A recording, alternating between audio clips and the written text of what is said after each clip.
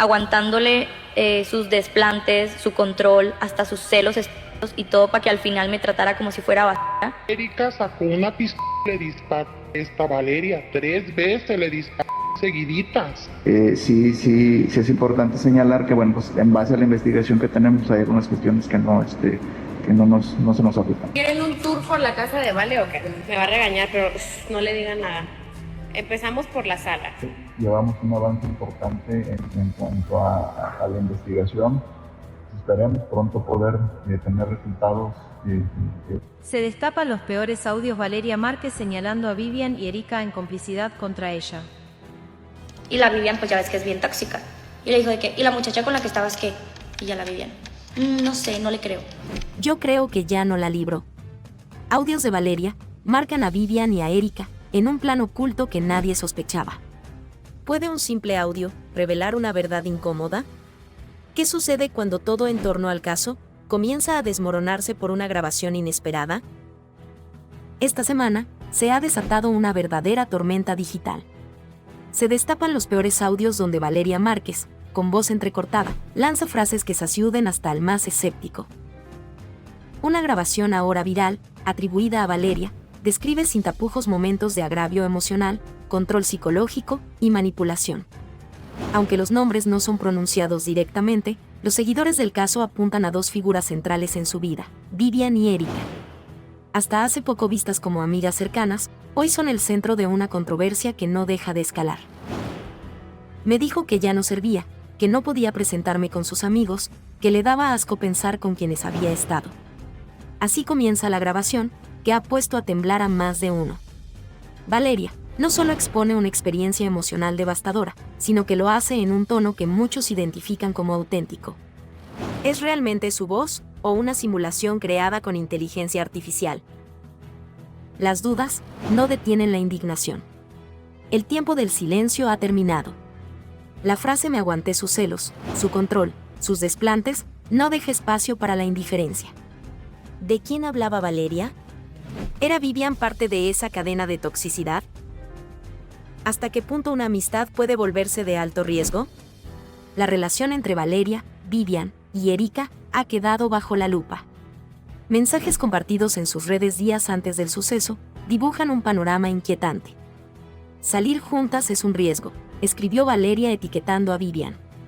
¿Era una advertencia? ¿Un intento de exponer lo que sucedía tras cámaras? Vivian, a quien muchos veían como su confidente, ahora es vista con desconfianza. Videos muestran cómo tomaba el celular de Valeria sin permiso y transmitía desde su casa. Me va a regañar, pero no le digan nada, decía en tono jocoso, mientras mostraba cada rincón de su intimidad. ¿Era solo una broma? ¿O un patrón de invasión repetido? Un dato alarmante revelado por una fuente cercana indica que fue Vivian quien entregó la contraseña del celular de Valeria a las autoridades. Un gesto que podría verse como colaboración, pero también levanta sospechas. ¿Qué tan profundo fue su acceso? ¿Tuvo oportunidad de borrar evidencias?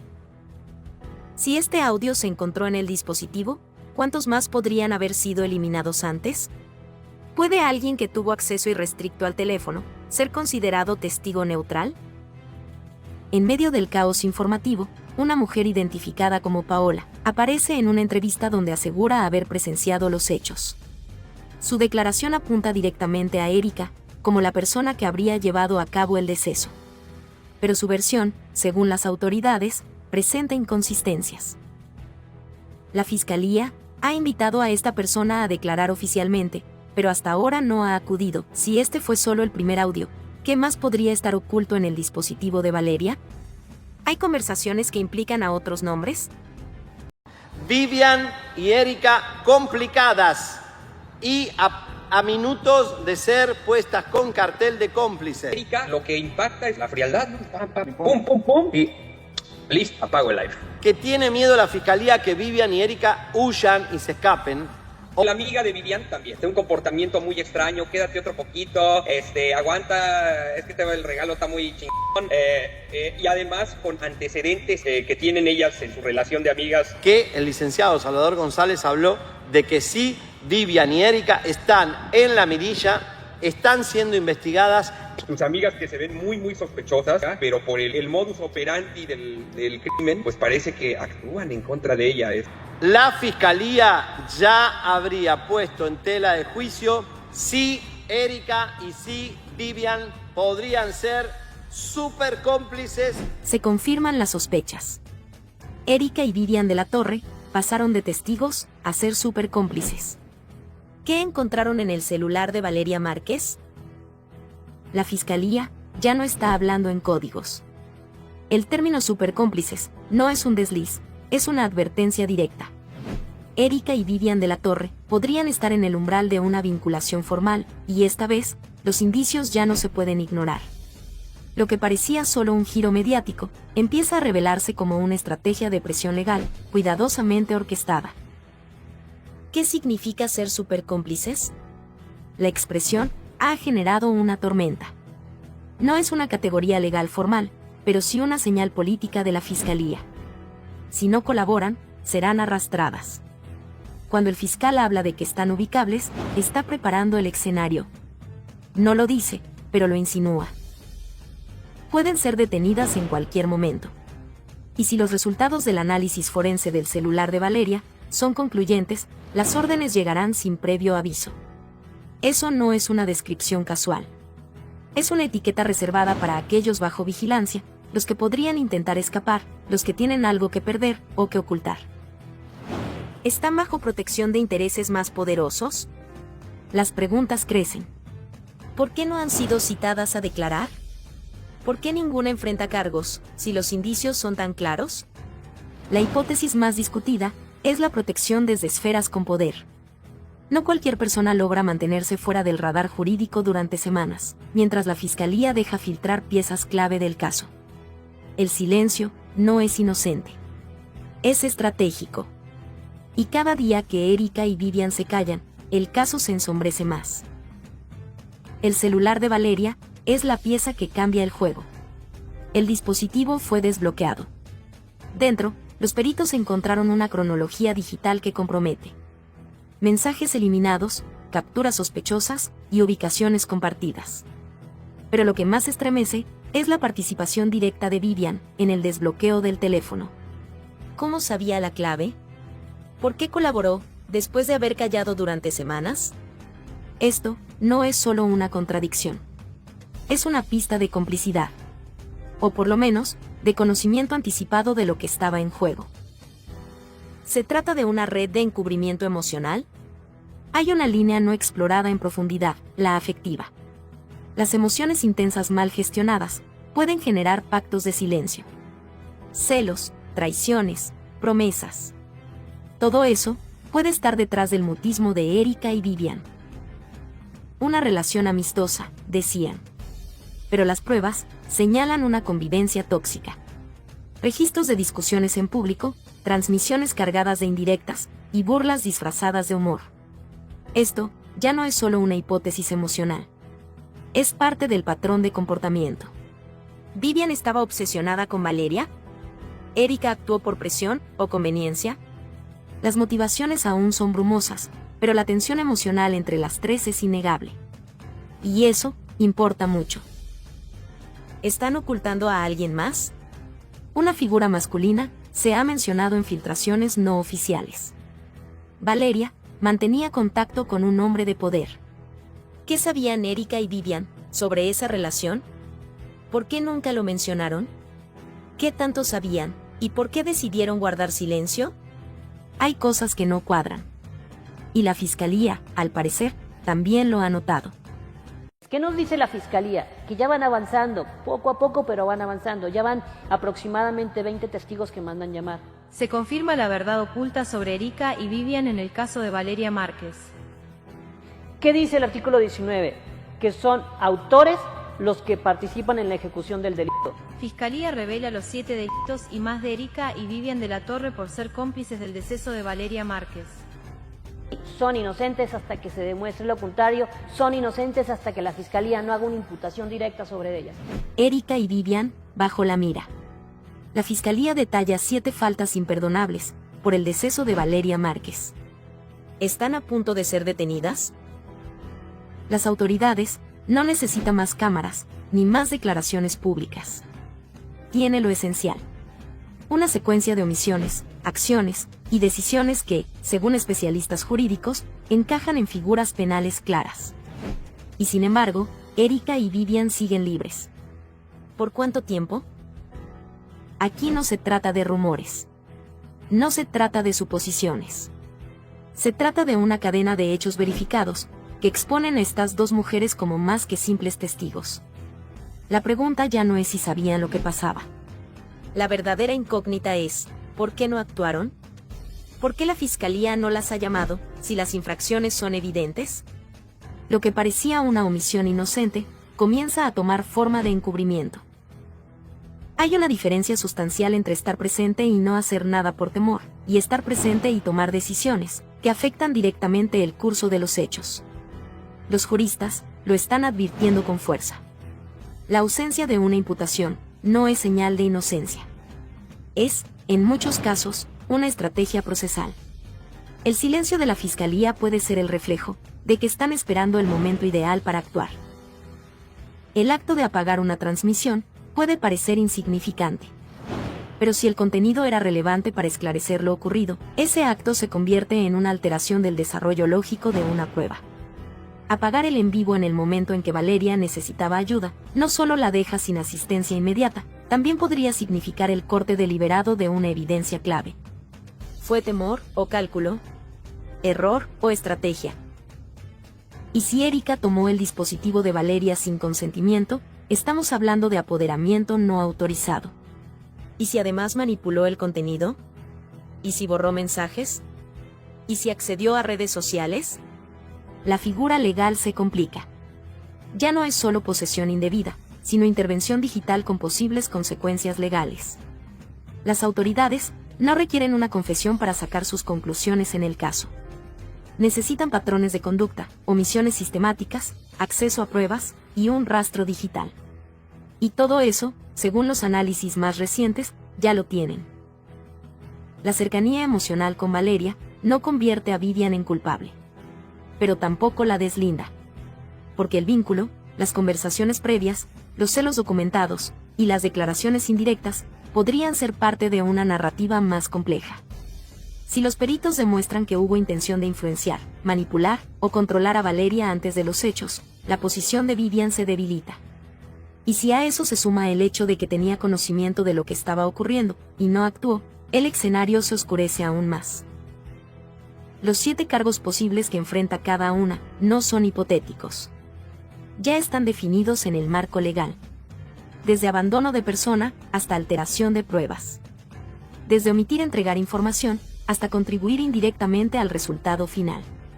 La Fiscalía, por ahora, ha optado por el silencio.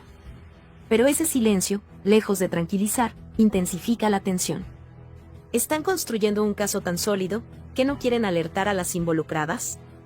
¿O simplemente están dejando que se hundan con su propio silencio? Cuando una persona tiene algo que decir, lo dice.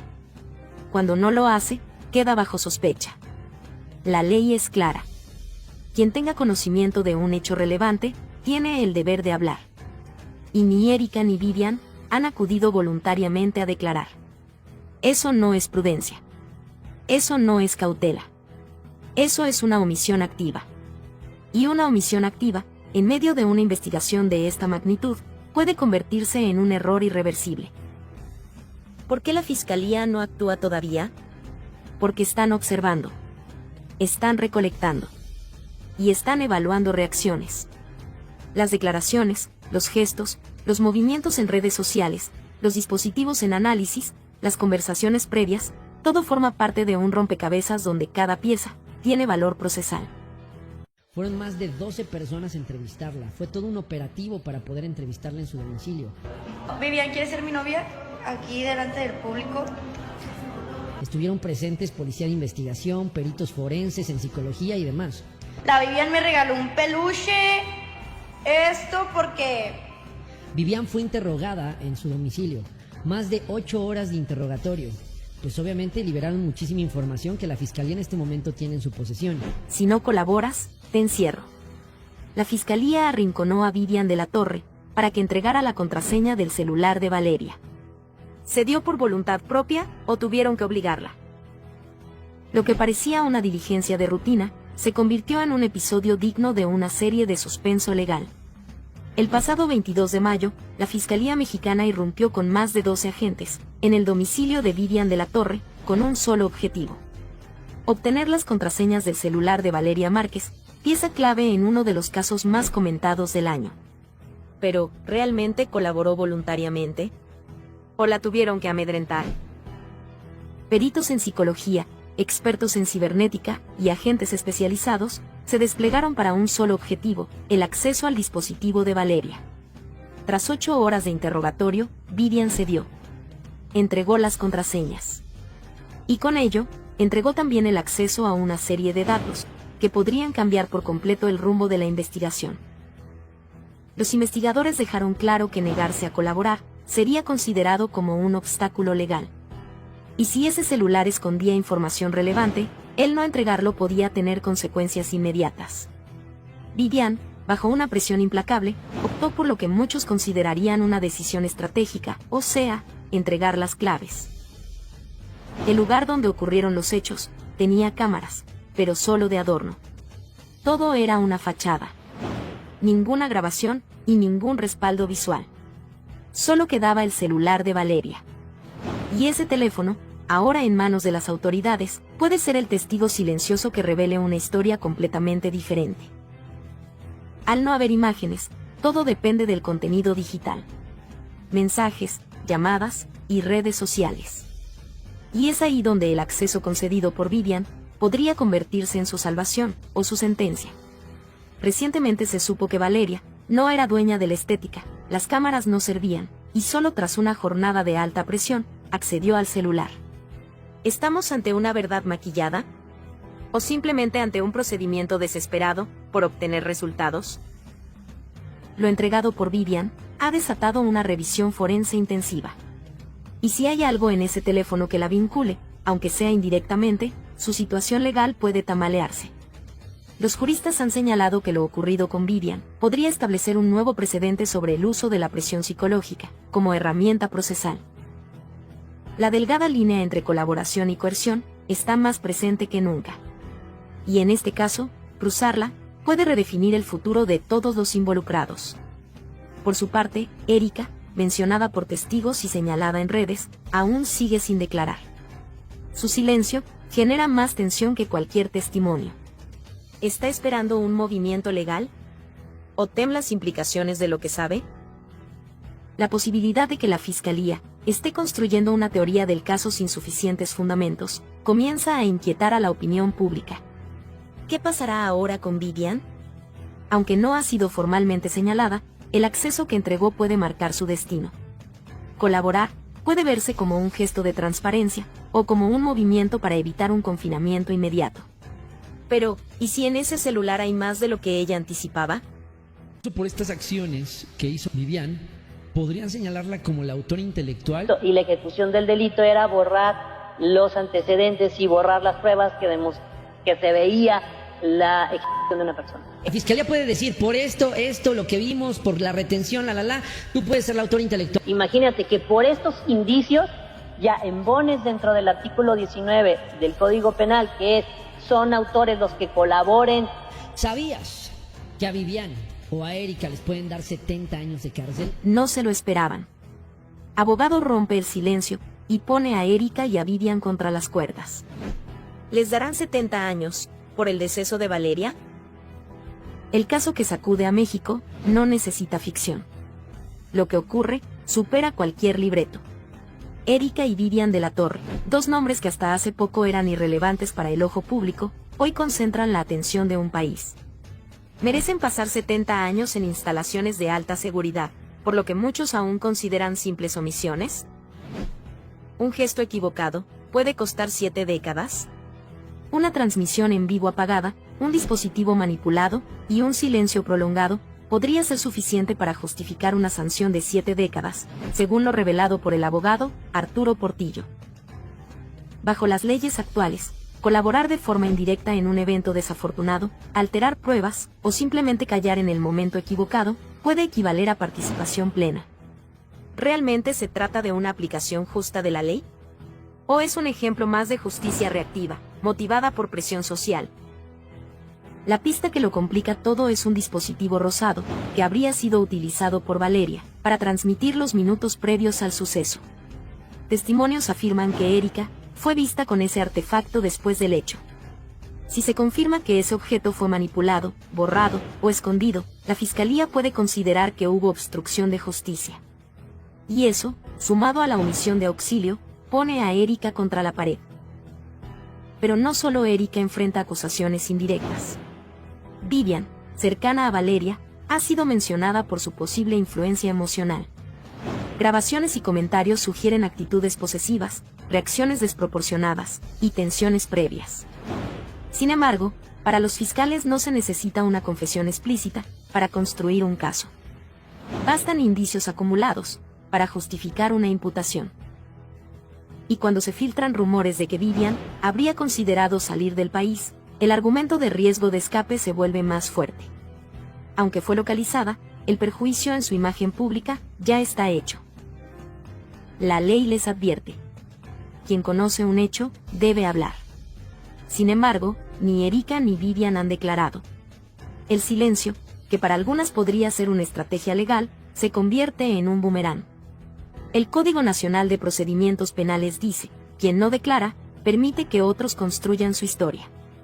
Y esa historia, como bien dijo el abogado Portillo, a veces no busca al culpable, sino al que puede pagar. El silencio también puede sancionar. ¿Está la Fiscalía buscando justicia o simplemente una conclusión rápida? Callar no es opción. Erika y Vivian deben hablar, deben presentarse, deben romper el círculo del silencio. Cada día que pasa sin una declaración pública, fortalece la teoría de la acusación. Aún no están imputadas formalmente, pero tampoco están libres. La cuerda floja en la que caminan puede romperse en cualquier instante. Toda la verdad sobre este caso se encuentra en las pequeñas acciones. Se puede sancionar a alguien por no actuar. Erika y Vivian han sido juzgadas por miles, sin derecho a defensa. Sus nombres están en todas partes, pero su voz, en ninguna. La muy amiga Vivian, que ya está en Paraguay y que ya ha estado subiendo incluso hasta TikToks. O sea, es increíble. Vivian de la Torre se fuga de México por el caso de Valeria Márquez. ¿Es verdad o no es verdad? ¿Por qué no la habían citado? ¿Por qué la Fiscalía no citó? Una serie de cuestionamientos que se salen de todo protocolo de actuación por parte de la Fiscalía y por todo. No, la Vivian, que ahorita me va a mandar algo. Ya sabía, güey, ya sabía. Se confirman las sospechas. Vivian de la Torre huyó de México, por su implicación en el deceso de Valeria Márquez. ¿Fue temor o complicidad lo que la llevó a salir del país? No te imaginas la turbulencia que ha desatado el caso Valeria Márquez, tras la misteriosa desaparición de Vivian de la Torre. Lo que parecía un asunto confuso ahora se vuelve cada vez más turbio, y la opinión pública se encuentra al borde del colapso. ¿Acaso Vivian huyó del país para evadir la justicia? ¿O sus motivos esconden algo más oscuro y complicado? Lo cierto es que las pistas empiezan a confirmar que la verdad está más cerca de lo que muchos creen. ¿Cómo explicar la desaparición repentina de Vivian de la Torre? Esta pregunta se ha convertido en el epicentro de un intenso debate moral y legal que ha dividido a las redes sociales y los pasillos judiciales. La desaparición de Vivian no es casual ni inocente. ¿Por qué nadie ha interrogado a Vivian? La justicia parece estar dejando pasar un hecho fundamental. Ni Vivian ni Erika han sido llamadas a declarar oficialmente, a pesar de estar en contacto directo con Valeria el día de su última aparición.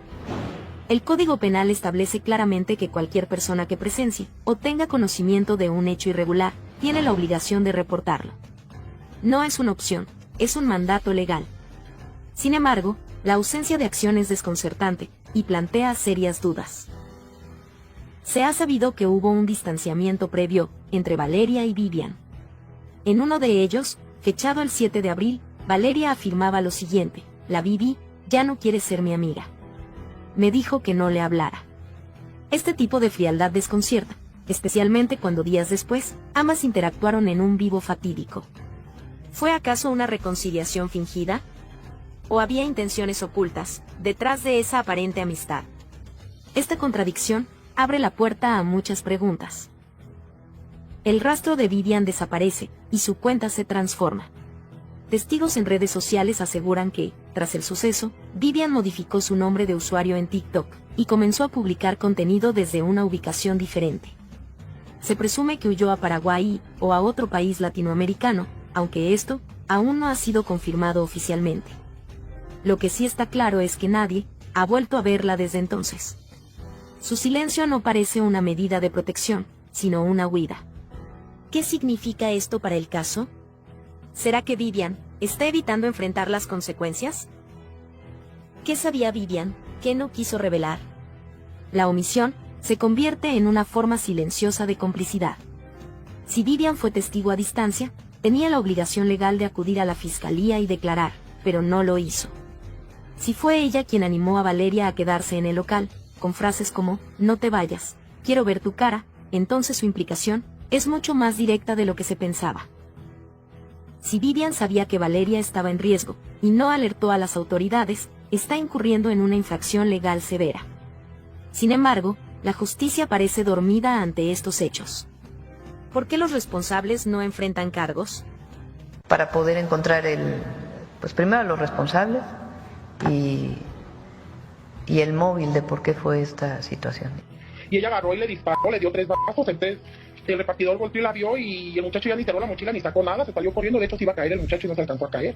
Revela que testigo ocular confirma que fue Erika la que desvivió a Valeria Márquez con artefacto, y no fue el repartidor.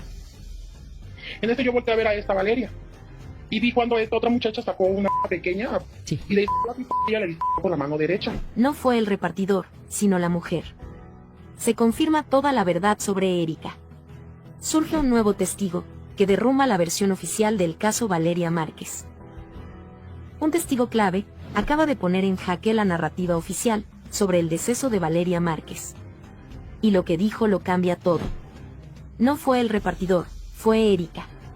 Sí, su colaboradora más cercana, aquella que estuvo con ella hasta el último segundo.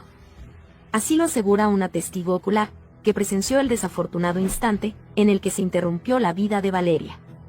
El caso, que parecía resuelto, se fractura con una declaración, que podría ser el principio de una verdad silenciada por semanas.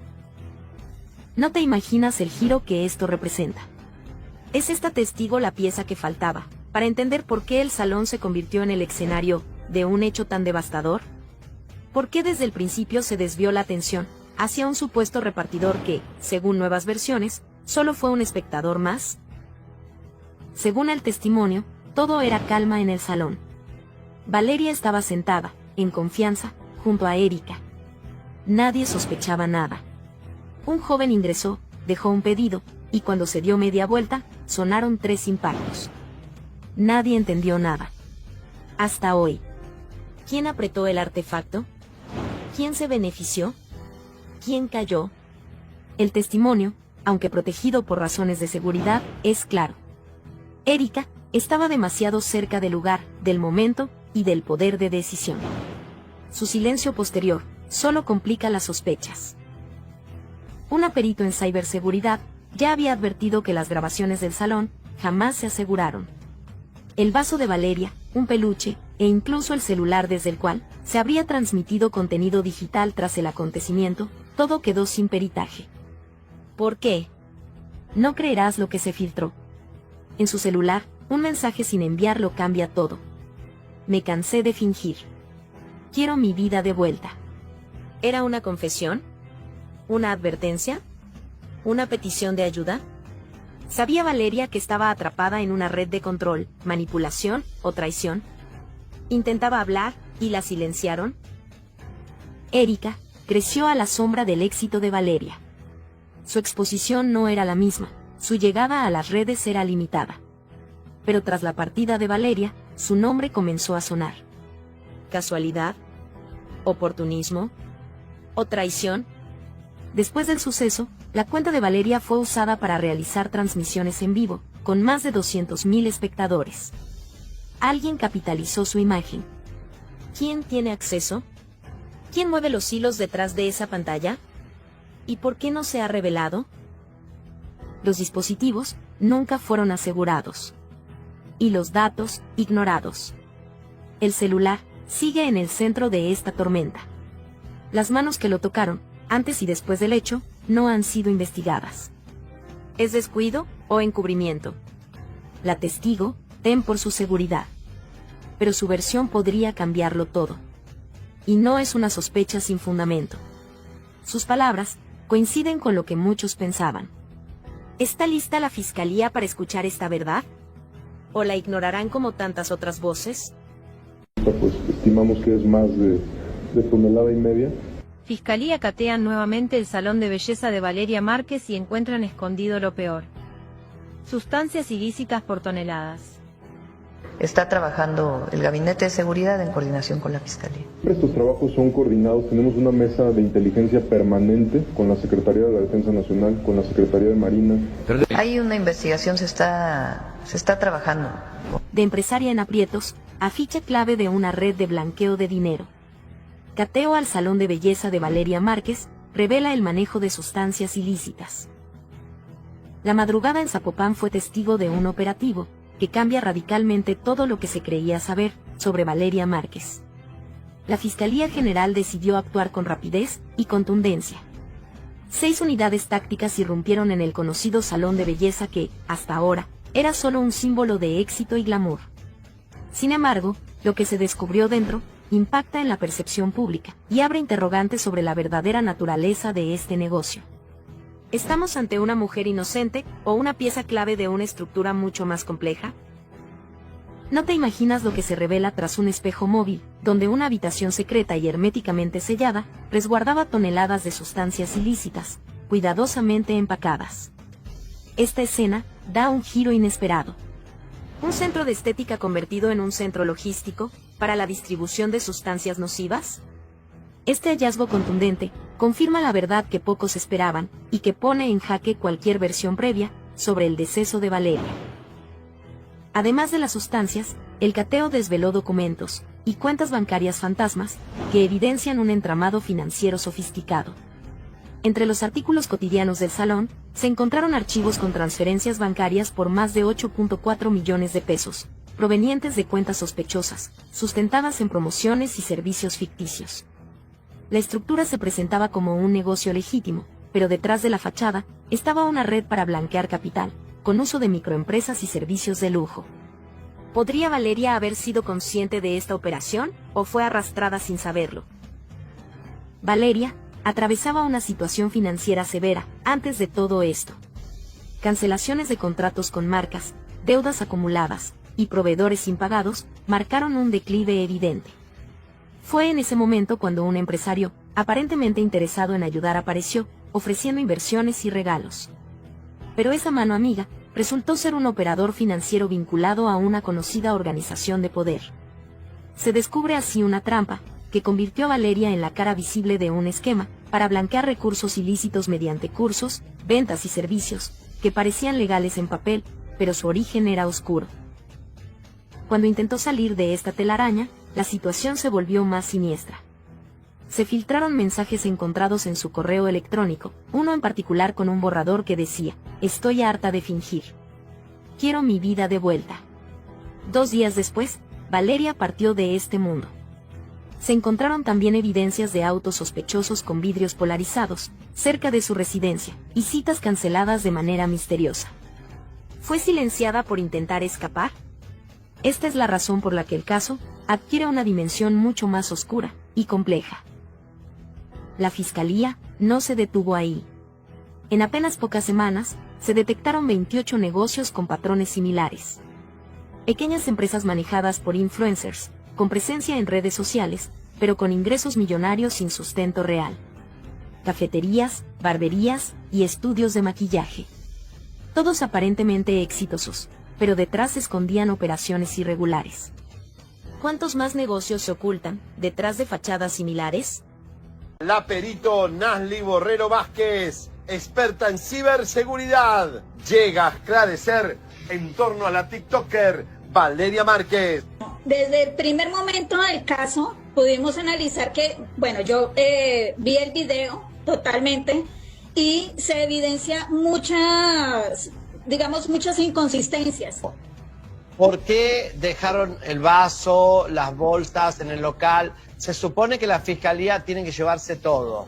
No se tomó en cuenta para hacer pericias el vaso, como tú lo dices, las bolsas plásticas, ¿ya? Y todo lo que, hasta el propio muñeco que ella recibió, que ese peluche. La Vivian me regaló un peluche, esto porque ella sabe lo que me gusta.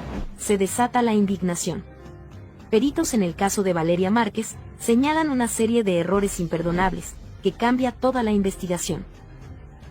Lo que parecía un caso aislado, ahora se convierte en un símbolo de negligencia institucional. La realidad que salió a la luz pone en jaque a las autoridades y deja una pregunta inevitable flotando en el aire. ¿Por qué se ignoró tanto? ¿Qué intereses hay detrás de este silencio? Desde el primer momento, la escena del suceso fue manipulada, alterada o simplemente ignorada. El salón de belleza donde ocurrió todo no fue debidamente resguardado. No se preservaron los objetos clave. Bolsas, un vaso y un peluche, que podrían haber contenido información esencial, fueron olvidados como si no tuvieran ningún valor. ¿Se quiso borrar la verdad desde el principio? No te imaginas lo que los peritos han revelado. La falta de protocolo fue tan severa, que ahora todo el caso pende de un hilo. Las autoridades no analizaron objetos esenciales. Uno en particular, un vaso que aparece justo cuando Valeria recibe un regalo, ha sido objeto de fuertes críticas.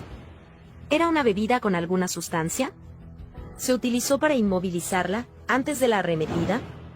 Ese vaso, pieza fundamental, nunca fue procesado, quedando al descubierto el nivel de descuido, o peor aún, de encubrimiento. Valeria tenía 2 celulares. En uno transmitía en vivo, y el otro estaba destinado a llamadas. Ninguno fue confiscado de inmediato. Tampoco se analizaron los sistemas de videovigilancia del local. La colaboradora del lugar manipuló uno de estos dispositivos antes de la llegada de las autoridades. Erika apagó la transmisión sin titubeos y salió caminando como si nada hubiera ocurrido. ¿Cómo es posible que alguien que presenció un hecho así actúe con total frialdad? ¿Qué eliminó? ¿Qué ocultó? ¿Y por qué no fue interrogada con rigor? Los peritos fueron claros. La cadena de custodia fue rota desde el primer minuto. Esto no es un error técnico. Es una fractura legal que compromete toda la investigación. Cada paso omitido es una puerta que se cierra a la justicia. ¿Es posible recuperar pruebas después de tal nivel de negligencia? Días después del hecho, se publica un video que simula ser una nueva transmisión de Valeria. Misma voz. Misma imagen. Pero ella ya no estaba. Se utilizó inteligencia artificial para fabricar este material. ¿Quién lo creó? ¿Quién monetizó el infortunio? ¿Se puede permitir que el rostro de una persona que se ha ido sea usado con fines tan oscuros? Desde la escena mal resguardada, hasta los celulares no analizados, y desde la manipulación de su imagen, hasta la indiferencia de quienes estaban a su alrededor, todo en este caso grita impunidad. Los peritos exigen explicaciones por la ausencia de respaldo digital de TikTok. No creerás lo que se omitió. TikTok puede entregar registros detallados sobre transmisiones, ubicaciones y dispositivos conectados. Solo se necesita una solicitud legal. Pero nadie la hizo. ¿Descuido? ¿O una estrategia para que no se conozca quién estaba realmente detrás del contenido? ¿Es posible que la verdad esté en esos datos, que jamás fueron requeridos? Que las autoridades siguen en busca de las causas e incluso ya se sabe cómo huyeron los sicarios. Renta, luz, agua, internet. Fiscalía ordena abrir la tumba de Valeria Márquez para nuevo peritaje y lo que encuentra es algo extraño. Aquí donde yacen los restos de Valeria Márquez, quien fue asesinada el pasado 13 de mayo cuando se encontraba en su estética en Zapopan. Si algo me pasa, que todos sepan quién fue.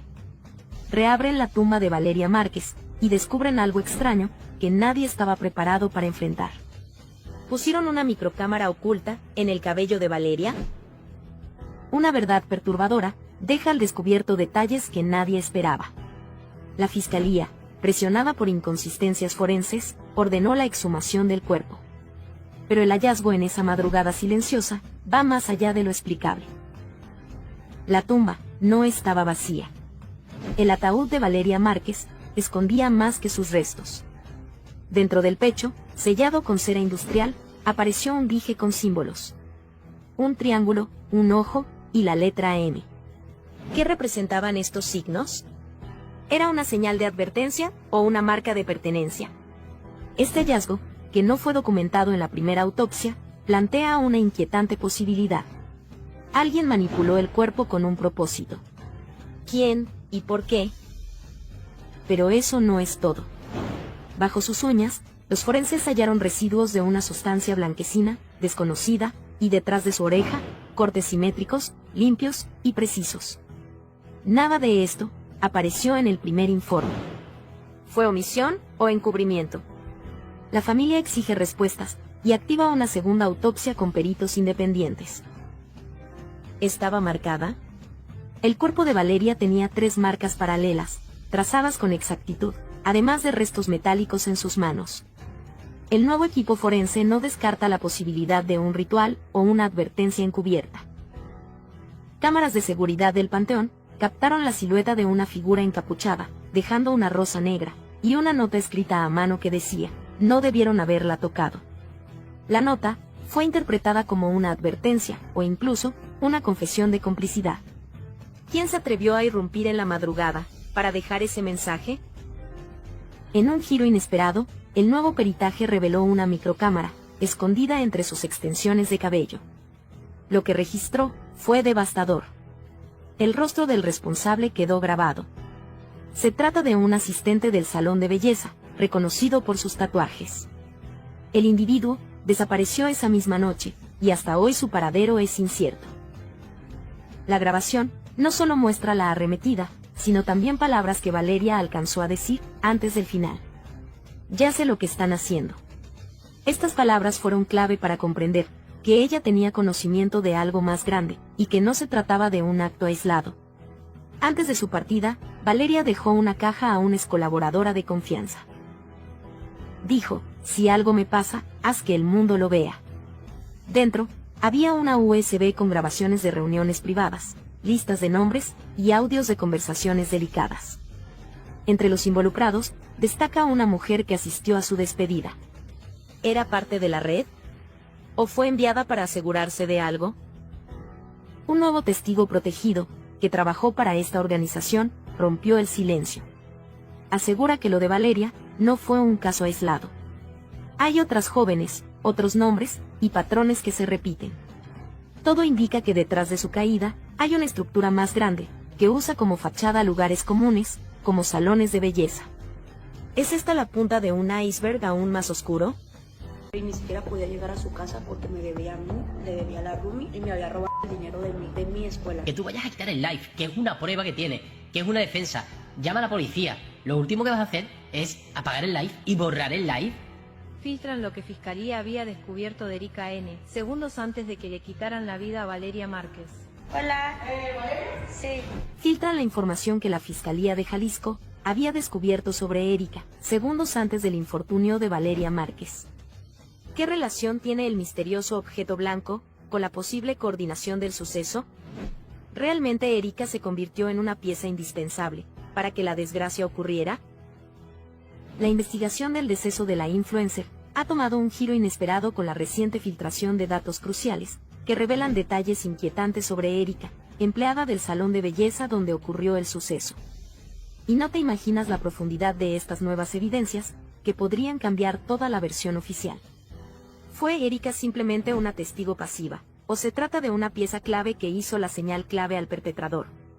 Esta pregunta retumba con fuerza en cada análisis, y ha encendido una polémica que la Fiscalía de Jalisco no puede ignorar. Erika apagó la transmisión en vivo en TikTok, segundos después del suceso fatal contra Valeria. Pero aquí surge una inquietud perturbadora. ¿Por qué optó por finalizar el video, en vez de pedir ayuda o intentar socorrer a su amiga? Este acto, lejos de parecer una reacción espontánea, ha sido interpretado por expertos como un posible intento de eliminar pruebas o encubrir hechos. ¿Acaso Erika actuó bajo presión? ¿O se esconde algo más oscuro detrás de su actitud? Esta conducta despierta una fuerte controversia, que pone en duda la inocencia de quien hasta ahora parecía solo un testigo más. Una nueva pista sale a la luz y apunta directamente a Erika. En el video de la transmisión, justo detrás de ella, se observa un objeto blanco, cuyo significado aún desconcierta a los investigadores. Se confirma la sospecha de que podría tratarse de una señal, un indicio o incluso una orden dirigida al perpetrador para consumar la macabra operación en curso. Esta revelación inquietante intensifica las dudas y la tensión. ¿Existió una coordinación previa? ¿Quién estaba detrás de esta aparente estrategia para quitar del camino a Valeria Márquez? El enigma crece y nadie sabe qué puede salir de la próxima filtración. Pero la controversia no termina ahí. Vivian de la Torre, amiga cercana de Valeria, también queda bajo la lupa. Vivian insistió en que Valeria permaneciera en el salón, a pesar de sus sospechas sobre un regalo inesperado. ¿Fue esta insistencia una muestra de apoyo o una manipulación para mantener a Valeria en el lugar donde ocurriría el suceso fatal? ¿Qué motivos podría tener Vivian para jugar un papel tan ambiguo? La imagen pública de una amistad inocente se desmanteló y el público exige respuestas. El perpetrador entró al salón de belleza con un peluche y un café, fingiendo ser un repartidor. Estos supuestos detalles amables resultaron ser señuelos diseñados para acercarse a Valeria y consumar el plan. Este método no es nuevo y tiene paralelismos con otros casos relacionados a grupos organizados. ¿Estamos ante una cadena de hechos coordinados? ¿Existe una red que utiliza el engaño y la manipulación para cometer actos atroces?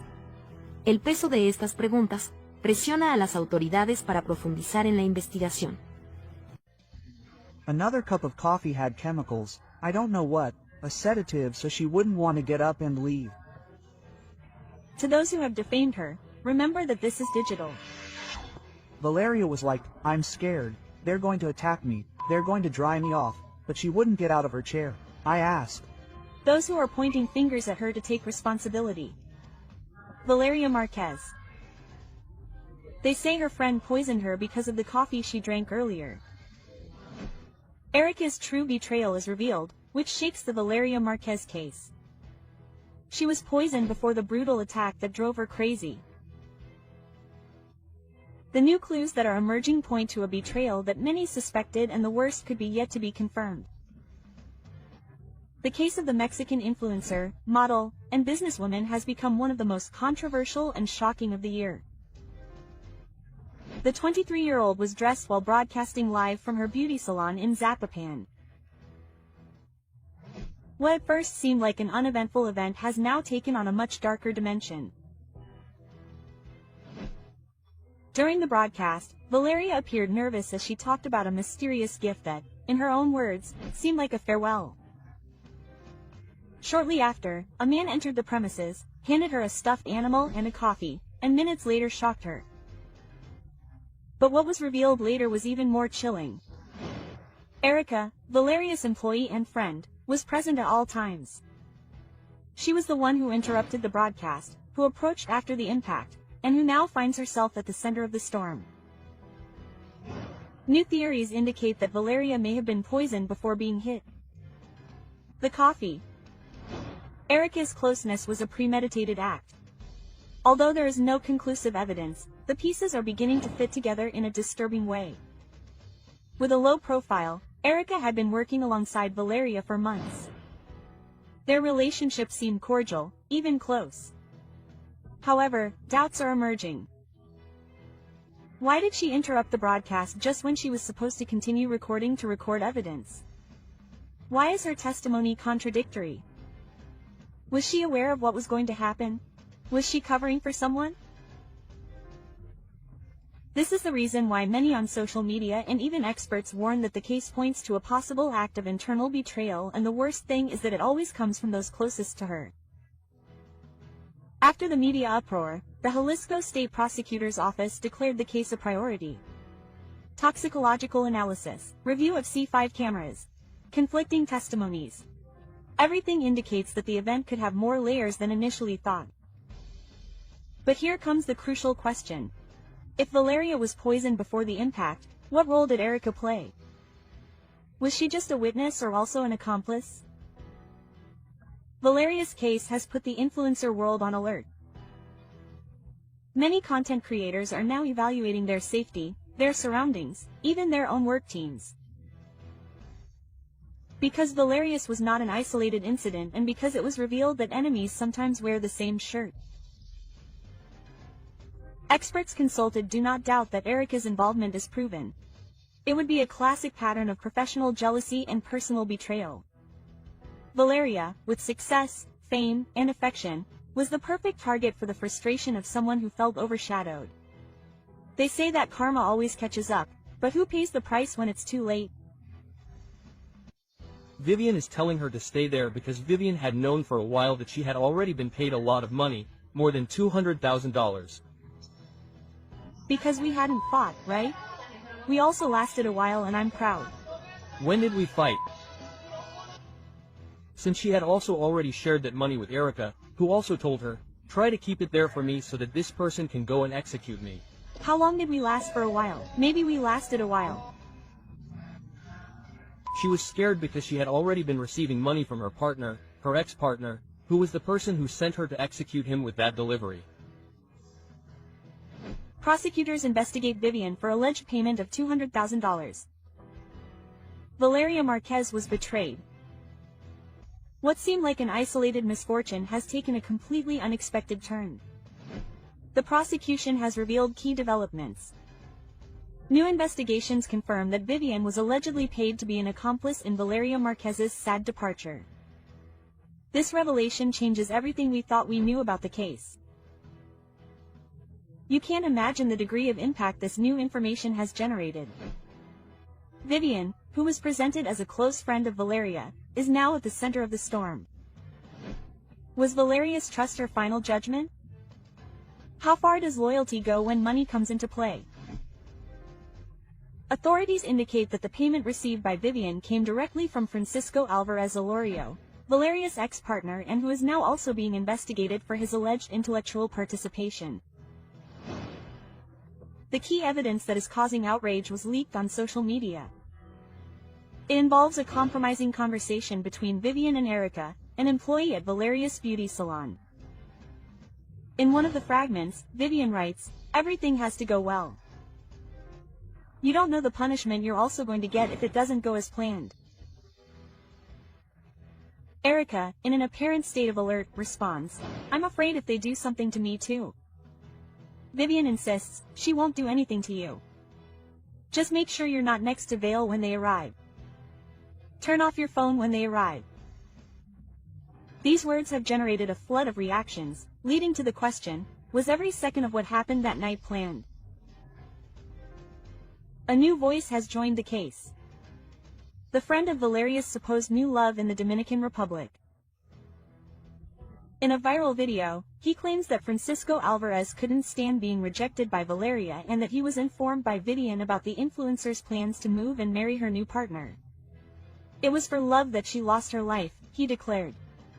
She left everything for him. Vivian notified Francisco of her whereabouts and facilitated everything. Was Vivian then a bridge to misfortune?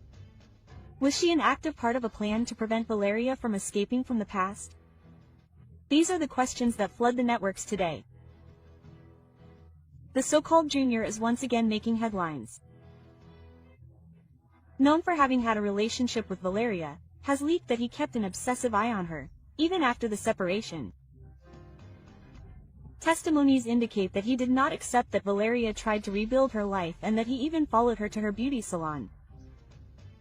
How far could his obsession go? According to information from the C5 system, the perpetrator fled on a motorcycle with the support of an accomplice in a white vehicle. The routes used were planned to avoid capture. The license plates are already under analysis. Everything indicates a professional operation. Who else knew? Did Vivian participate only with information or also in the logistics? Vivian's silence, which deactivated her accounts, has been interpreted as a sign of guilt. Why hide if there is no reason to do so? New investigations by the prosecution reveal that Vivian was allegedly paid $200,000 to be an accomplice in Valeria Marquez's sad departure. They Say that her friend poisoned her because she drank coffee earlier. She did not want Valeria to be seen that way. New unexpected twist. The prosecution is going to after friends of the influencer. She decided to stop the broadcast with a single intention. Lawyer leaks new findings in the Valeria Marquez case. The facts: Erika was the last person visible on camera, evidently in a state of shock. New clues in the Valeria Marquez case put her friends in the sights of the prosecution. You can't imagine what has been discovered in the last few hours. A new finding revealed by Erika's lawyer, one of the friends who was with Valeria the day of the event, unleashes a chain of reactions, indignation and new questions. The prosecution has reportedly already initiated new lines of investigation, and everything indicates that the influencer's closest circle may not be as innocent as they appeared. Lawyer Jasmine Camillo, Erika's legal representative, who was the last person to be with Valeria, broke her silence. In recent statements, the lawyer described as false the accusations linking her client to the unfortunate event, assuring that a media persecution has been unleashed that puts Valeria at risk. Her integrity. Erika claims that her relationship with Valeria was purely professional. According to her version, she was at the beauty salon performing duties as an employee, and her reaction to turning off the live broadcast was due to shock, not to cover up. However, social media users question why her first reaction was not to call 911, why she appeared so calm in the face of such a devastating event. It has been confirmed that Erika had previously seen the delivery man who approached Valeria with the alleged gift. She even warned Valeria to receive it directly. Why then was a sketch of the suspect not made? The lawyer denies that her client was summoned for that purpose, alleging misinformation. One of the most controversial moments was the appearance of a flower arrangement with the word "sorry" at the entrance of Valeria's business. It was captured by the media while a delivery man was making the delivery. Was this another encrypted message? An attempt to close a cycle or distract the investigation? The truth is that the prosecution has already taken it as evidence. The perpetrator escaped in a motorcycle and had an accomplice in a white vehicle. The escape routes were different, seeking to confuse the authorities. Thanks to the C5 monitoring, the authorities would have already identified the license plates of the vehicles involved. Vivian and Erika knew more. While Erika's lawyer insists on her innocence, social networks are filled with theories. Users claim that there were strange messages, gestures and attitudes on the part of both friends before, during and after the event. It was Vivian who wanted Valeria to stay at all costs. Why so much interest in her receiving that gift? The delivery of a stuffed animal, a drink and the mysterious bouquet of roses raise new suspicions. Were they simple gifts or part of a plan? The prosecution is investigating whether these items are connected to the masterminds. Several brands were pointed out by users for taking advantage of the case to advertise with products similar to those Valeria received. Liverpool was one of the names mentioned. We are facing a commercial exploitation of a misfortune. At only 23 years old, Valeria founded her own beauty salon. While some argue that it was all thanks to savings and family support, others question the origin of her resources. It is because it was prepaid. Was that level of investment possible just with her income as a content creator? She herself explained it in a broadcast: savings, a loan from her father and a lot of discipline. European media have already echoed the case. The video has gone viral, and now not only is justice being demanded in Mexico, but the scandal has crossed borders. Will the prosecution be able to act to meet public pressure? The lawyer leaked new findings in the Valeria Marquez case, and with it opens up a range of questions. Were her friends really on her side? Who gave the final order? And that this boy is now free. The prosecution says that he is free and that they saw him leave on the motorcycle. Now, how are they going to identify him? How is this going to be? It's not just that they get out and execute you? Because part of the modus operandi is to escape, right? the TikToker and the mystery from her friends. Modus operandi begins with the choice of target. The target can generally be because a boss or a boss tells them that this person is going to be the target. Experts arrive to analyze Valeria Marquez's case step by step. Suspicions are confirmed. The other side of the expert report is revealed. In Valeria Marquez's case, who sent the sinister gift? An uncomfortable truth that shatters the narrative built from day one. Valeria Marquez's case was not a random event, it was not a mistake. It was premeditated and has a name and surname, with close accomplices and a plan that was kept hidden until today. You won't believe the details that the expert report has uncovered. How is it possible that no one has noticed the obvious? The entire country is talking about Valeria again. The networks are on fire, the international media asks questions, and in the midst of the scandal, a group of friends remains silent. During a live broadcast, Valeria received what would be her last gift. A package, a messenger, and a tense smile.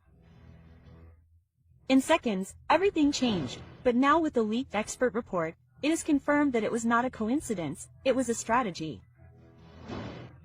The perpetrator had full knowledge of the target. He verbally confirmed his identity before acting. How did he obtain that information? Who prepared it in such detail? Experts agree that this was an intimate revenge. And in this type of event there is something stronger, the message. It was a symbolic act, a warning that went beyond Valeria. Who was really intended to scare? Minutes before the event, Vivian, one of the friends present, left a phrase that resonates today: "I want to see your face." In another context, it would seem like a common gesture, but after the event, that comment becomes a strong message. Was it a simple joke or a sign of what was to come? Users on social media have rescued fragments of the video where strange behavior, evasive glances, and uncomfortable silences are evident. Was Vivian simply a spectator, or did she know what was going to happen? You can't imagine what has been discovered in the analysis of the companion's behavior. Social media is bringing to light recordings that until now seemed irrelevant, but when you look back, everything fits together. Was Vivian just a friend or part of the plan? Expert Hugo Javier, with years of experience in these types of events, has been clear. This case shows all the signs of something planned. According to his analysis, the perpetrator did not act under pressure or improvise. He was prepared, trained, and knew exactly what to do. The forensic analysis also indicates that Valeria was the subject of prior surveillance. Cameras captured her days before expressing fear, paranoia, feeling that something was wrong. And yet no one acted. And this raises the question, why didn't she leave? Why didn't she protect herself? Because someone, perhaps those same people close to her, convinced her to stay. An increasingly strong theory suggests that everything was planned to happen live. The live broadcast was no coincidence. It was a public warning, a settling of scores with viewers. Who orchestrated it, and what message did they want to send? Was it an ex? An unpaid debt, or a betrayal? Unforgivable? The pattern is clear. Choosing someone visible, waiting for the moment with the highest audience, and acting. Valeria's case could be one of the most studied in recent years, but the most important thing is still missing: justice. The package Valeria received was the hook, a supposed gift from someone she knew, but no one has claimed to be the sender, and forensic analysis suggests that the perpetrator had already been at the location before. Was it a rehearsal? Was he checking logistical details? Everything points to a surgical preparation. The silence of the friends in the face of this information is deafening. Who else knew about the gift? Who scheduled the time? And why did the courier know exactly who to address among the several people present? In the meantime, the prosecution remains motionless. No arrests, no new statements, no press conferences, just silence. a silence that many interpret as complicity. Is there someone powerful behind the case? Someone pulling strings to prevent everything from being discovered? This is the reason why the case has generated so much media interest. The country demands answers, social media demands action. But the authorities remain silent. More and more users claim that Valeria was betrayed by people close to her. Vivian and Erika, her supposed friends, have failed to dispel doubts. What did they know? What did they do before, during, and after the incident? Strong hints appear in previous recordings. Comments that at the time seemed insignificant are now interpreted as signs. Signs that Valeria ignored and that cost her her life. The case of Valeria Marquez not only exposes a tragic event, it exposes a network of silences, omissions, complicity, and half-truths. And with the new leaked information, everything has been reconfigured. But now the question is different. Will action be taken? Will there be consequences, or will it simply be ignored like so many other cases that are forgotten while the guilty parties remain free? No one imagined that this case would end up revealing so much, but now that everything is coming to light, society demands justice and will not stop until it gets what it has. Left behind.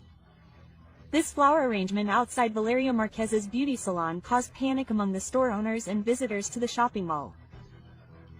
Valeria Marquez apologizes with a strange flower arrangement. The prosecutor's office is investigating. Guilty friends. The place was guarded by authorities from the prosecutor's office and the municipal police station. This one, yes. Well, the truth is, like everyone else, we are sad and dismayed by what happened to Valeria Marquez. Sorry. A flower arrangement of 12 red roses was left on a white ribbon at the entrance to Valeria Marquez's beauty salon. The mystery behind the strange bouquet of flowers that appeared at the place where Valeria Marquez lived her last minutes is revealed. Sorry, or a macabre message. The red letters that screamed the word sorry not only shocked her followers, but also revealed a dark possibility. Remorse from those involved or a warning to silence those who know too much. The prosecutor's office is not ruling it out. All hypotheses are open. The flower arrangement was left just after the media reported it. They withdrew. Coincidence or a carefully planned move to send a strong message? A live broadcast today takes on a sinister meaning. In it, Valeria interrupts with a chilling comment. I don't feel well. Something strange is happening. What happened next? One of her friends, Vivian, insists that she stay on camera. Minutes later, misfortune breaks out. Why did she insist on keeping her connected?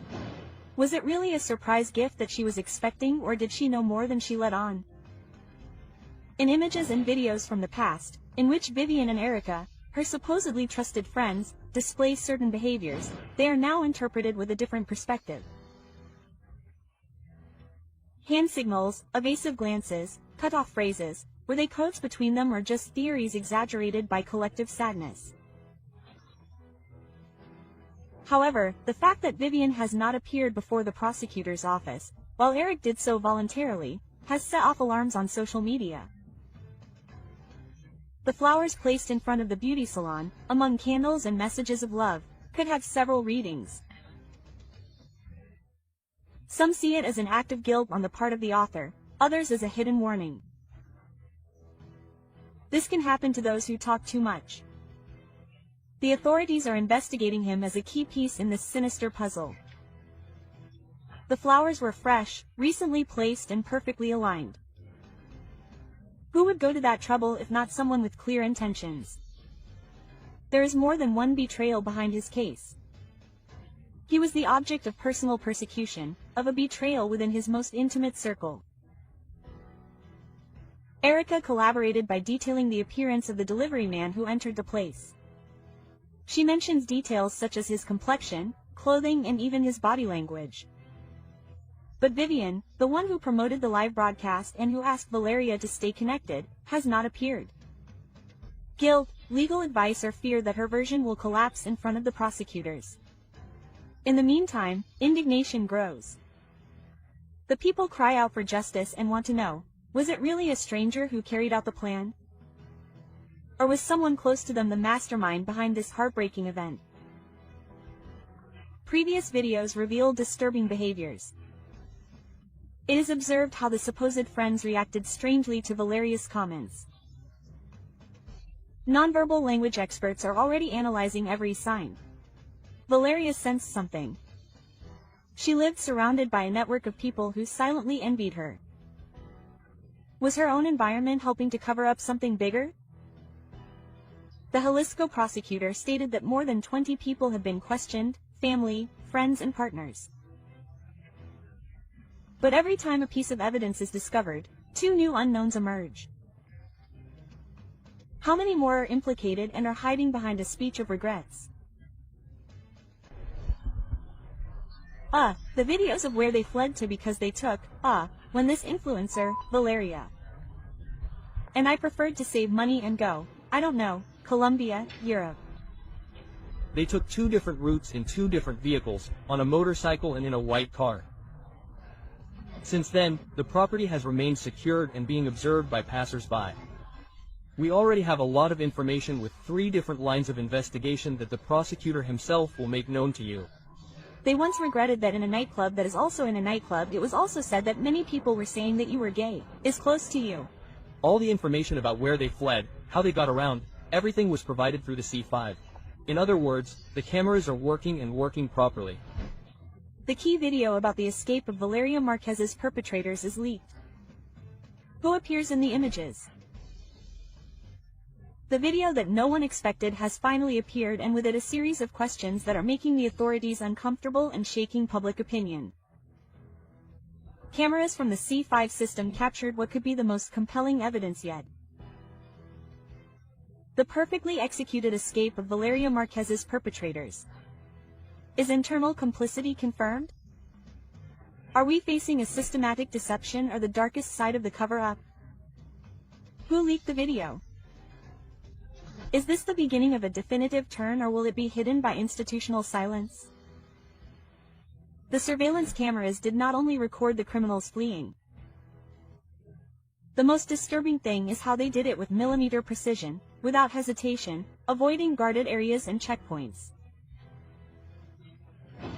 This was not an improvised escape, it was a calculated strategic retreat, and according to security experts with prior access to the inner workings of the surveillance system. We are then faced with a sinister event planned from the inside. This was not a spontaneous event. It was something systematically planned. Valeria Marquez's beauty salon, located in an area with a supposed police presence, was the scene of a surgical transgression. The perpetrators entered, shocked her and left in seconds. And the worst thing is that the nearest patrol car did not act immediately, claiming confusion about location. Confusion or a deliberate order not to intervene, systematic failures, casual omissions, and now an almost cinematic escape that only strengthens one theory. Someone on the inside facilitated everything. Who betrayed Valeria? Days before the incident, Valeria was already feeling uneasy. This is what those close to her say, who say she said she felt observed, as if someone close to her was watching her. In addition, an argument with a close friend, who has since disappeared from her social networks and has refused to testify, adds to the list of all too convenient coincidences. That friend knew more than what she said. New evidence implicating her is leaking. Valeria trusted her circle, and that circle is now full of silence. She was betrayed by someone in her own circle. Forensic analysis experts agree that the escape shows detailed knowledge of surveillance routes, patrol response times, and the area without coverage. An attack like this cannot be carried out without prior intelligence. And this intelligence, according to anonymous sources, can only come from two places, from organized power groups or from the institutions themselves. We are facing a new pact of silence, a cover-up embodied in uniforms and offices. In the meantime, Valeria's family will not remain silent. Her devastated mother declares, "They took our daughter from us and now they want to leave her underground and forgotten." This video proves it all. We demand justice, no more empty words. They want to give her to you. Quote, "And I said, oh, well, he arrived in about an hour." I don't know if it was the prosecutor's office or the criminals themselves, but there are photographs and they already said, "Oh, no, it's better if I wait for her to arrive because it's very expensive." I don't even know if they've seen it already, but the cameras in Erika's business are disconnected. And Erika calls me and says, "Hey, baby, they're bringing you something and I don't know what." Quote, "The truth is leaking. Who removed the video cameras before Valeria Marquez's misfortune?" While the country demands answers, a new mystery changes everything. Why did the cameras disappear from the salon where influencer Valeria Marquez was left breathless? For days, the media has repeated the same images. A live broadcast, a black bag, an expectant face, but what no one can explain is what is not on camera. The event was partial, fragmented, and incomplete. What does this void hide? And who benefited from it? The surveillance cameras in the salon were allegedly disconnected. This is not a technical glitch, nor is it a coincidence. Leaked photographs of the scene on social media show empty stands, hanging cables, and the exact space where the devices that could have revealed everything should have been. Who removed them? Why are there no images of the exact moment of impact? And what role do the women play? Who was with Valeria at the time? Was the scene manipulated?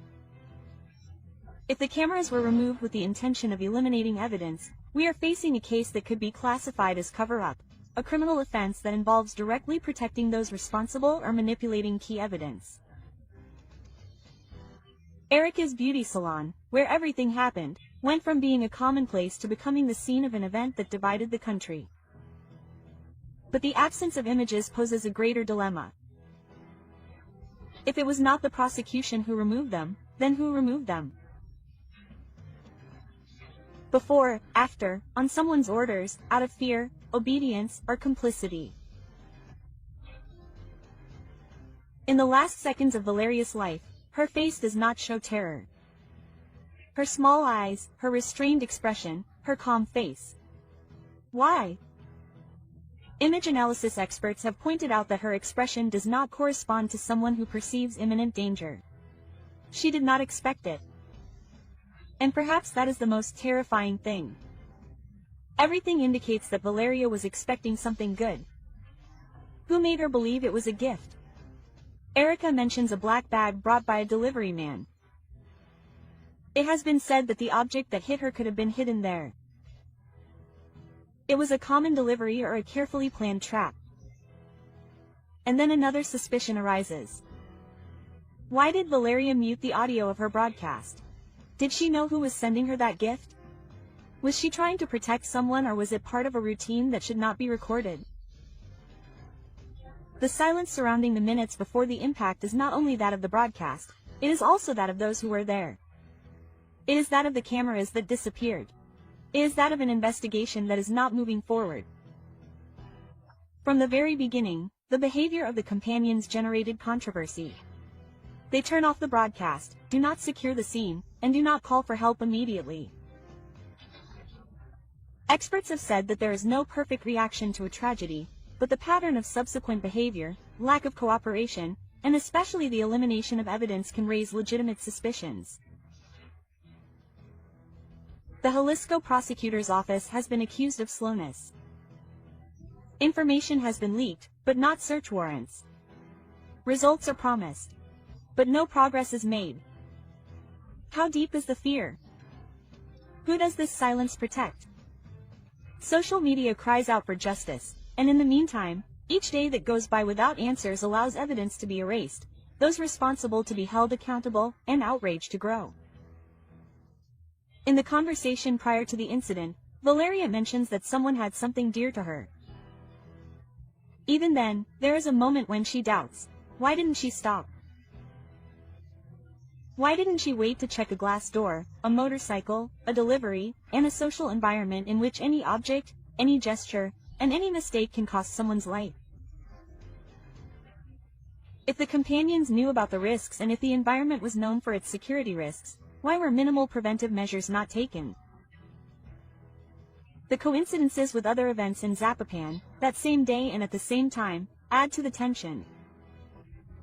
Another case, another person, another public figure. And the prosecution insists that there is no connection.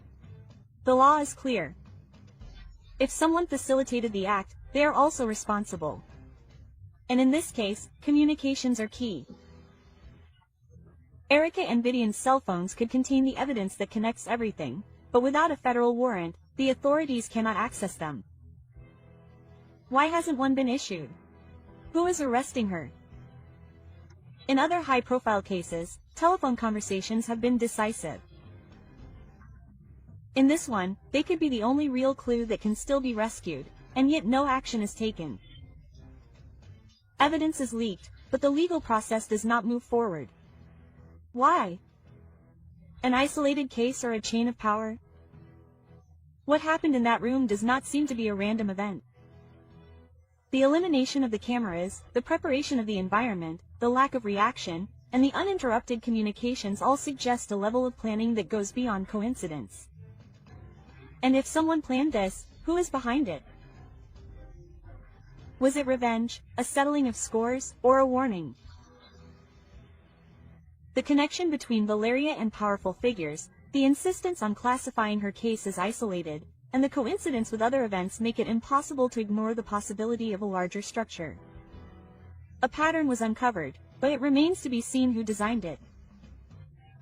The absence of cameras is not just a technical omission, it is a crucial piece of the puzzle.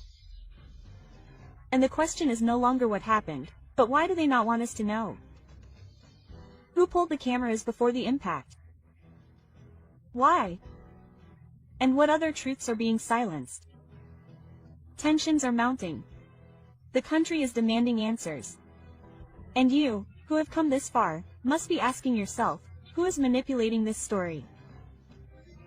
And what will be the price for the truth to come to light? Oh, let him wait for me, the Bible says, because he wants to see my face. Because the impact is how to see it, and this happened live on TikTok. Strong theories, evidence, and videos are spreading on the internet. Valeria Marquez's two friends had everything to do with it. Vivian couldn't stand that her daddy stayed with Valeria.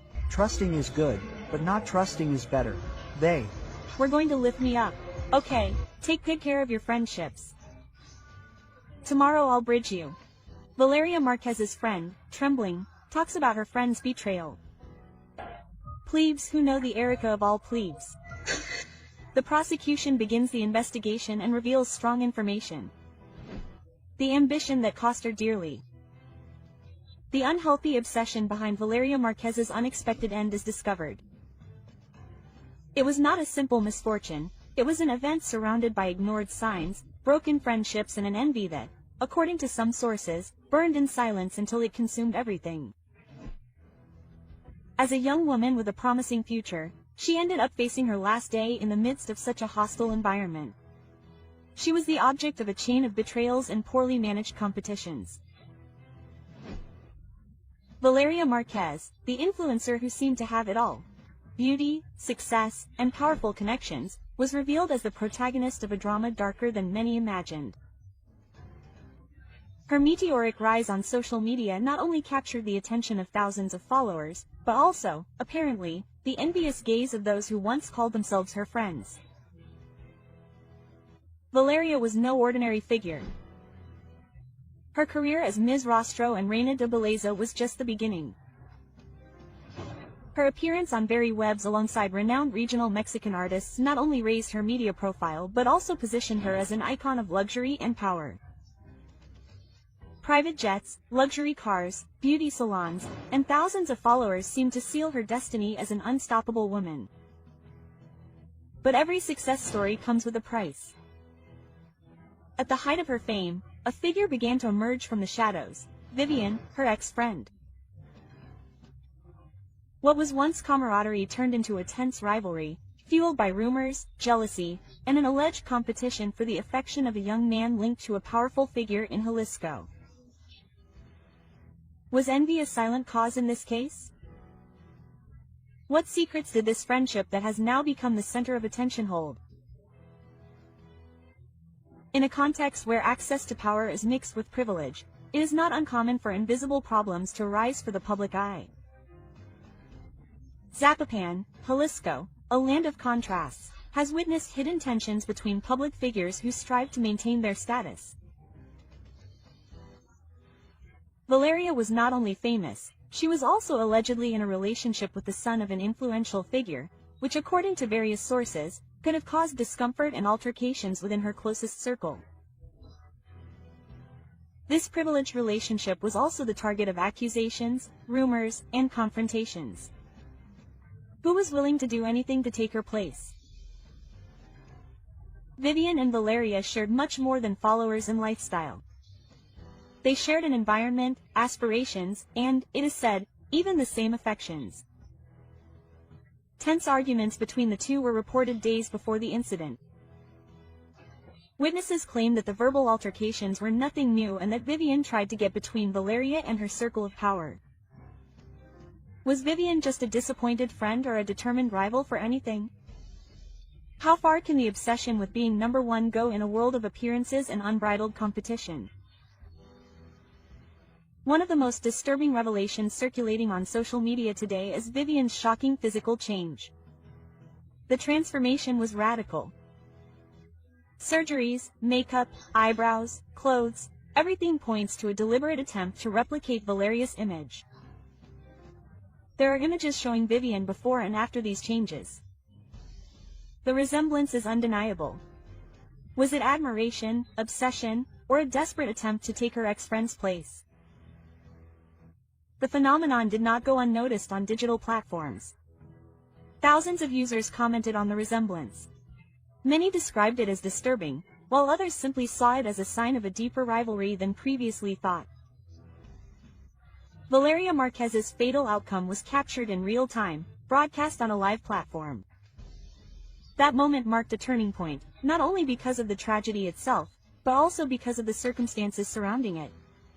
There was no visible alarm, no screams, and no prior reaction. How is it possible that there were no warning signs before the impact?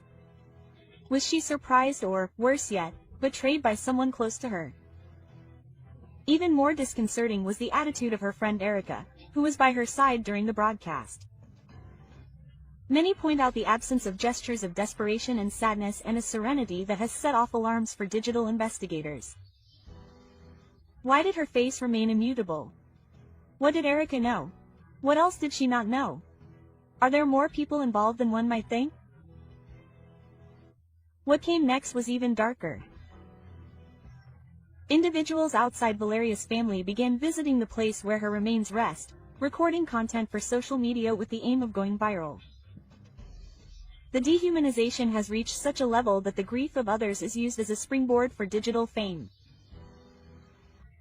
This has been harshly criticized by various social sectors, generating intense debates about the limits of ethics in content creation.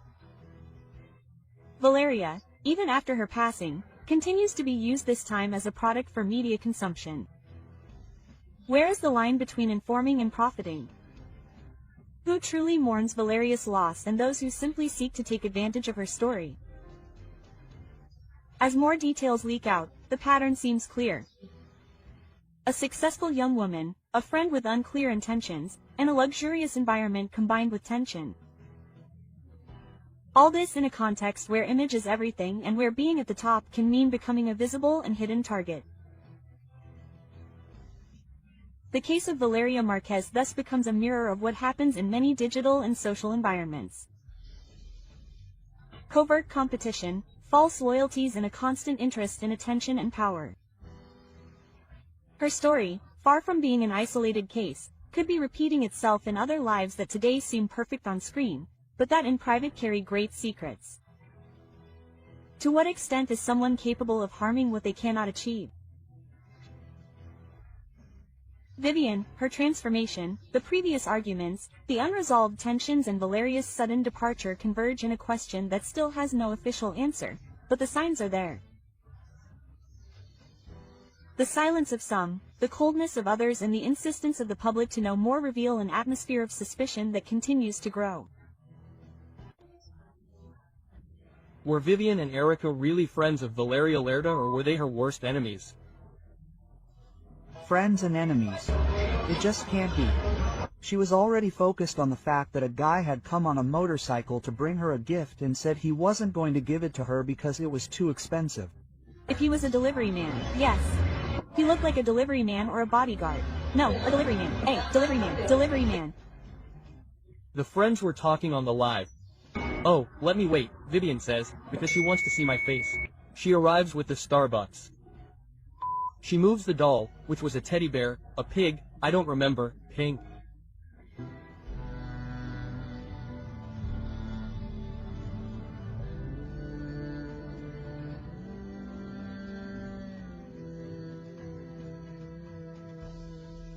This is shocking.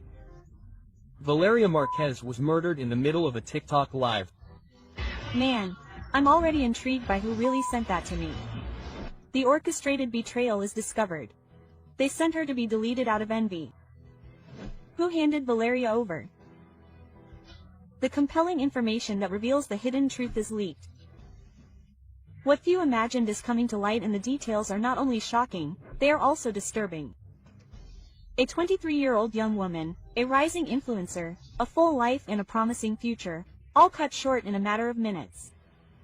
The question now resonates with everyone. Was she the target of a random attack, or was it someone she trusted? What is discovered changes everything, because behind her friends' smiles could be the darkest shadow, and behind her death a meticulously laid out plan. No one expected this. The entire country has been shocked by the brutal event that marked the end of Valeria Marquez, a young woman who was living her best personal and professional moment. Her death, filmed live during a TikTok broadcast, was as shocking as it was precise.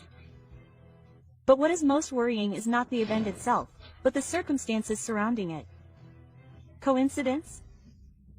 Or did someone know exactly when and where to find her? Vivian de la Torre and Erika Hernandez were there with Valeria when it all happened. Coincidence, or were they part of something much more sinister? Vivian insisted that she remain in the living room while Eric interrupted the broadcast without showing any visible reaction to the horror. Why? These two women are at the center of a news storm that continues to grow. Their movements, gestures, silences, and decisions are under scrutiny. Some claim that they were simple witnesses. Others suspect that they played a key role in the events. There are clues that cannot be ignored. From messages before the incident to actions that, reviewed in retrospect, seem to have been clear signs of what was to come. An innocent gift or a hidden signal, a coffee and a stuffed animal. Two seemingly harmless objects arrived just before the horrendous event took place. What did they really mean? Was it a coincidence that they were delivered by the same man? That minutes later he would return to end Valeria's life? Someone used Valeria's trust as a tool. They used her innocence, her closeness and her confidence to set up a perfect ambush. And everything seems to indicate that that person could have been within her most intimate circle. Who knew that Valeria would be there alone at that precise moment? Who provided her exact location? Who ended her life? It is said that the event was because the victim acted from the inside using fictitious friendships, feigned gestures and a network of complicity that today involves those closest to Valeria. But neither Vivian nor Erika have wanted to talk. They have maintained a silence that, far from calming the waters, has stirred them up even more. The prosecution can no longer ignore them. Social media is demanding answers. Valeria's followers are demanding justice, and the mystery grows thicker with each passing minute. Why didn't Vivian respond to the authorities' call? Is it fear, or is she simply protecting someone? The evidence is inconclusive, but the clues are. No one can deny that their actions or inactions raise many questions. Did they really not know anything? Or did they simply not want to tell what they saw? Erika's face after the death did not show sadness, only coldness. How does a person react after seeing their friend lose her life in front of them? With tears? With screams? Or perhaps with indifference? A few hours before what happened, in the middle of a live broadcast, Vivian made a strange movement with her hand. 3 fingers extended. Some took it as a joke. Today, many interpret it as a sign between the lines, a veiled warning, a way of communicating with someone off camera, no one knows. But one thing is clear. The gesture, coupled with his insistence that Valeria not leave, set off all the alarms. Why did he insist so much that she stay? What would have changed if Valeria had left a few minutes earlier? It could have saved her life. Who benefited from Valeria's disappearance? She was not just anyone. She was an established influencer with thousands of followers, projects in progress, and a growing personal brand. She was not alone. She had dreams, she had plans, but also, according to several testimonies, she had challenges. Her life was not as idyllic as it seemed. There were rumors of rivalries, jealousy, and conflicting interests. Some say there were financial tensions, others speak of complex romantic relationships, and some even mention professional envy. Someone benefited from her absence. There was someone who needed to get her out of the way. From financial benefits to job opportunities blocked by her presence, everything is on the table. Was it a passionate incident or an orchestrated plan? The rumor is strong. The name of Ricardo Ruiz LWR, alleged leader of a group linked to multiple misdeeds, now appears in the middle of the investigation. Although direct connections are denied, rumors of a romantic relationship between him and Valeria persist. It was a risky connection that should never have happened. Some claim that the possible link between the two could explain what happened. Was it a settling of scores or revenge disguised as misfortune? This twist in the story raises the attention to unsuspected levels and forces us to rethink who could have real motives for wanting to see her in the ground. Who really handed Valeria over? The cameras don't lie, nor do the audios. And although there is no conclusive evidence, some pieces are starting to fit together. And if Valeria did not lose her life by chance, but by betrayal, the most disturbing of theories has come to light. The friendship was a facade. The affection, a well-presented lie. Affection, a cold and calculated strategy to take her straight to the wrong place at the worst possible time. Who kept her in the living room despite the risk? Who knew that day would be her last? Behind the screens, behind the smiles and hugs, a fatal trap was being prepared, and Valeria, oblivious to everything, walked straight towards it. This case cannot be forgotten. It is a reflection of what happens in the streets, in homes, and on social media. It is a mirror of the country. She has already used trust as a tool and a system that must respond to cries for help that were silenced by her death. Valeria not only left millions of followers with their hearts weighed down, she left us all wondering. What else had to have happened for this to happen in front of everyone? Her voice, her image, and her last look at the camera, everything will be recorded forever as proof that something went wrong and that someone must be held accountable. Vivian de la Torre is not just a close figure, she is a central piece. She began conversations with Valeria hours before the event. He sent her the package, asked her not to leave, and then left the room just before it all began. Private messages, screenshots, and anonymous statements point to constant monitoring of her movements. They speak of a manipulated relationship, an artificial environment, a life unknowingly monitored. What truths do her social networks hide? What lies behind her shared photos and supportive comments after the horrendous event? Her silence is interpreted as a defense, but also as a tacit confession, because sometimes not speaking says more than 1,000 words. Vivian has tried to defend herself. She says that she only wanted to give a gift, that she did not know what was going to happen, that she had nothing to do with what happened, but the contradictions are starting to emerge and the prosecution can no longer ignore it. Witnesses claim that Vivian knew things that no one else did, that she gave details ahead of time, that she knew about certain events before they were publicly confirmed. How did she know so much if she was not involved? It was an act planned in advance, and the only way to achieve it was through privileged information, information that most likely came from the inside. What is in the leaked images? Eric walks out of the room with a firm step, without any sign of astonishment or trace of tears. He doesn't even move a muscle when the broadcast stops. Anyone who sees a friend leave would be devastated, but Erika didn't flinch. According to witnesses, she even walked away naturally, without fear or surprise. How does someone who didn't expect what happened react? With tears, screams, desperation, or with coldness? The whole truth about her behavior is being analyzed by investigators, and the first indications are not favorable for her.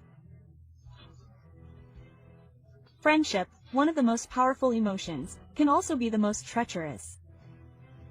And in this case, it seems that that is exactly what happened. Valeria put her faith in people who perhaps only wanted to take advantage of her popularity, her money, or her influence. Was she naive or simply too trusting? There was jealousy, there was ambition, and there was a struggle for power, control, and visibility. And Valeria, perhaps she was in the wrong place, surrounded by the wrong people. This cannot go unpunished.